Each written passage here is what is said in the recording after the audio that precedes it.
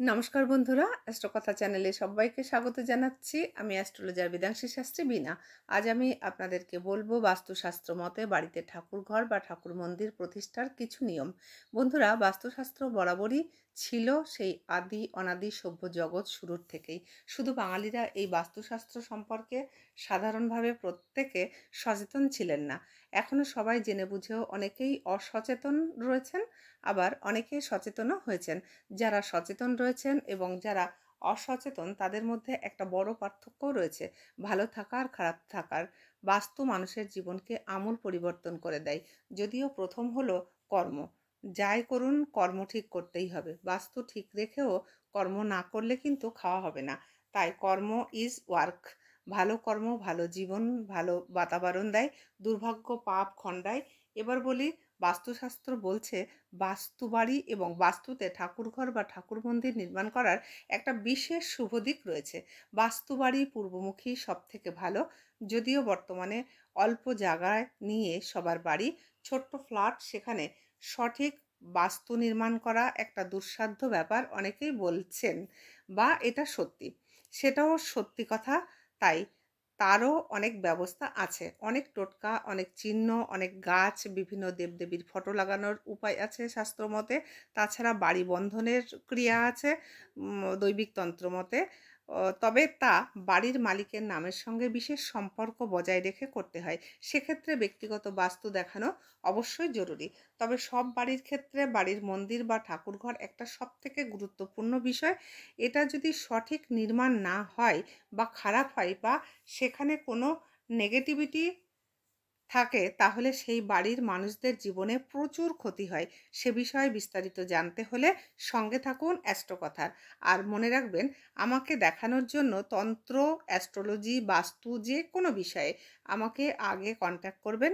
আমি মায়ের আশীর্বাদে মানুষের যা বলি তা ঘটেই। কারণ আমার মা জগৎজননী আমাকে বাকসিদ্ধ বানিয়েছেন। যে কোনো সমস্যা নিয়ে যারা আসবেন তারা মুক্তি পাবেন। আমার মা মূর্তিতে আসছেন খুব শীঘ্রই আমার বাড়িতে। এতদিন ফটোতে ছিলেন। এতকাল যেভাবে কাজ করতাম, এখন তার থেকে তীব্র কাজ হবে। তবে হ্যাঁ, যতটা ভালো করতে আমি পারবো তাই বলে দেবো এবং ততটুকুই করব। না পারলেও বলে দেব। বুঝিয়ে বা ঝুলিয়ে রাখবো না, রাখিও না, আর খারাপ কাজ করিও না।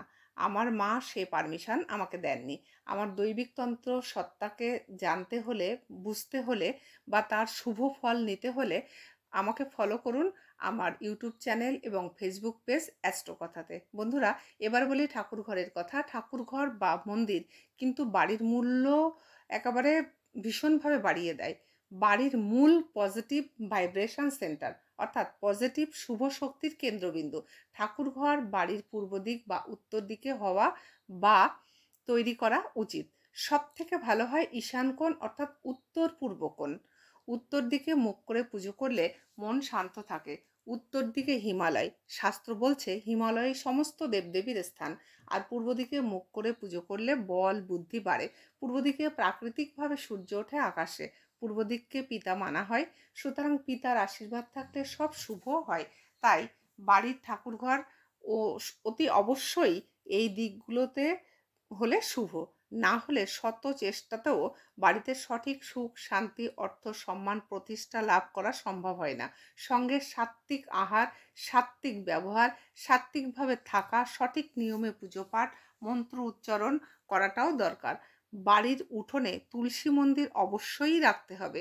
কোনো কারণে বাড়ির ঈশান কোণে যদি মন্দির না হয় বা না থাকে বা করা সম্ভব নয়, তাহলে ঈশান কোণ অবশ্যই পরিষ্কার রাখবেন এবং সেই দিকে যেন কোনো রকম জলের ব্যবস্থা, যে কোনো ট্যাঙ্কি, নোংরা আবর্জনা এসব না থাকে এবং এসবগুলো তৈরি করবেন না। মন্দিরের রং এক কালার হওয়া উচিত, মাল্টি কালার নয়। সাদা, সবুজ, নীল মন্দিরের রং হওয়া উচিত। বন্ধুরা, আরও অনেক কিছু মন্দির সম্পর্কে বলার আছে, অন্য পর্বে বলবো। না হলে আজকে পর্বটা অনেক বড় হয়ে যাবে। তাই আজকে এখানেই শেষ করতে হচ্ছে। আজকের মতো আমিও তাই আপনাদের থেকে এখানেই বিদায় নিচ্ছি। কথাগুলো যদি ভালো লাগে তাহলে অবশ্যই বেশি বেশি করে শেয়ার করবার জন্য অনুরোধ করলাম, এবং অবশ্যই চ্যানেলটিকে লাইক করবেন, কমেন্ট করবেন, সাবস্ক্রাইব করে সঙ্গে থাকবেন নতুন বন্ধু হলে। আর ফিরছি অন্য কোনো নতুন পর্বে আবার দেখা হবে। সবাই ভালো থাকবে।